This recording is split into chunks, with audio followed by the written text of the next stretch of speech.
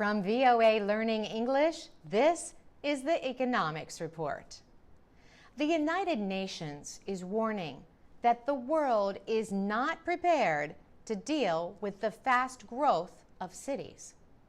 The World Economic and Social Survey 2013 calls for new ways to meet the needs of city populations. More than 6.5 billion people are expected to be living in cities by 2050. Most new city dwellers will be in developing countries. The United Nations says the effect on limited resources in many countries will be huge.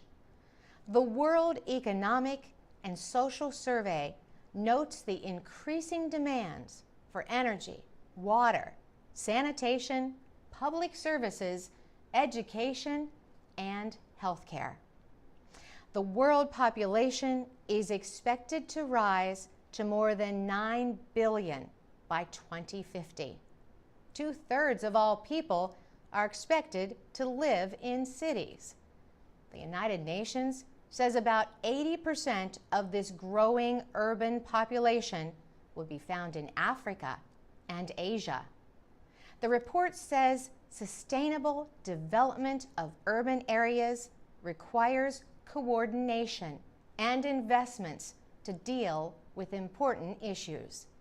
These include land use, food security, job creation, and transportation. William Vandergeest is with the United Nations Department of Economic and Social Affairs. He says cities need to work closely with rural communities so that food supplies can be secured and the environment can be protected. The report also examines the problem of food insecurity, which affects hundreds of millions of people around the world. 1 in 8 people is still chronically undernourished.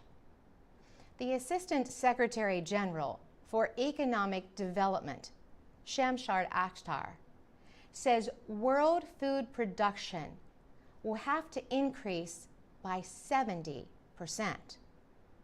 That increase will be needed to feed the additional 2.3 billion people expected on the planet by the middle of the century.